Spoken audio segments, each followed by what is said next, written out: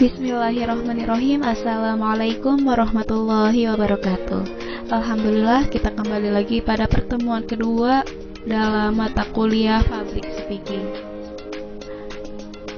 Apa itu Public Speaking? Nah, sebetulnya belum ada kata atau pengertian yang pas dalam bahasa Indonesia hingga sekarang mengenai Public Speaking. Kita masih menyebutnya public speaking, sama dengan istilah aslinya dalam bahasa Inggris. Nah, dalam istilah bahasa Indonesia yang paling sering digunakan untuk mengartikan public speaking yaitu berbicara di depan umum atau berbicara di depan publik. Bahkan, public speaking sering pula disebut pidato. Nah, menurut David, public speaking adalah sebuah proses komunikasi berkelanjutan di mana pesan dan lambang terus berinteraksi di antara pembicara dan para pendengarnya. Nah, dari uraian tadi dapat kita simpulkan bahwa public speaking yaitu keterampilan atau kemampuan berbicara kepada sekelompok besar orang yang mana di dalamnya terjadi proses komunikasi yang berkelanjutan. Sejarah public speaking dalam bentuk retorika dapat ditelusuri sampai 2285 sebelum Masehi pada masa Mesopotamia kuno, Mesir kuno hingga China kuno yang peradabannya menghargai kemampuan berbicara secara efektif. Namun, dokumentasi sejarah retorika terlengkap didapat pada masa Yunani kuno. Di masa demokrasi awal di Yunani kuno, retorika sangat dirasakan manfaatnya dalam pertemuan politik untuk mempengaruhi kebijakan, dalam pengadilan untuk mempengaruhi keputusan hakim, bahkan di tempat umum demi kemasyhuran pribadi. Nah, setelah kejayaan masa Yunani kuno berakhir, retorika tetap berkembang melalui imperialisme Romawi, terutama ke Eropa, saat agama memegang peranan penting dalam negara dan berkembangnya sistem monarki. Retorika lebih banyak dipakai dalam upacara dan penyebaran agama.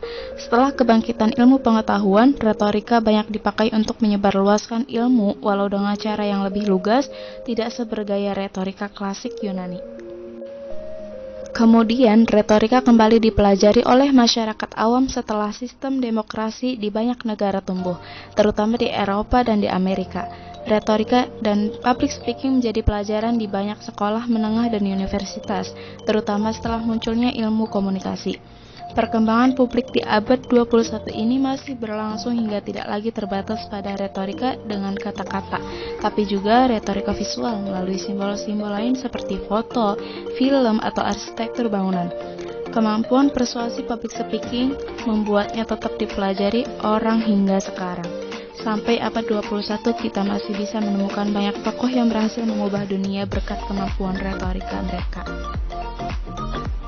Nah, ada 7 komponen penting dari public speaking, yaitu yang pertama speaker atau pembicara, yaitu individu yang menyampaikan pidato atau pesan. Pembicara ini bertugas untuk menelaah suatu topik, mengatur materi yang bersangkutan dengan topik, menyampaikan pesan dan mengatur atau menjawab sesi diskusi setelah pesan utama telah selesai disampaikan.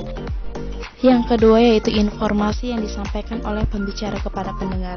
Informasi ini dapat berupa pesan verbal maupun non-verbal. Yang ketiga yaitu audiens atau pendengar. Yang keempat, channel.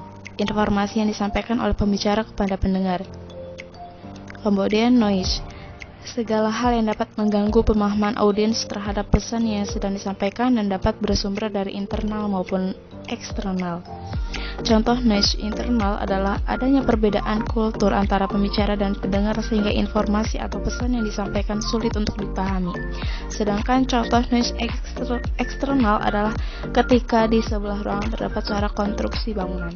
Yang keenam yaitu feedback. Sinyal berupa verbal maupun non-verbal atau umpan balik yang diberikan pendengar kepada pembicara. Yang ketujuh yaitu konteks. Lingkungan atau situasi di mana penyampaian pidato atau pesan berlangsung. Menjadi public speaker itu tidaklah mudah. Seorang public speaker dihadapkan pada 4 tantangan utama, yaitu yang pertama mengatasi rasa takut. Seorang public speaker harus menguasai beberapa teknik dalam mengendalikan perasaan takut yang menjadi makanan seorang yang baru saja terjun ke dalam dunia public speaking.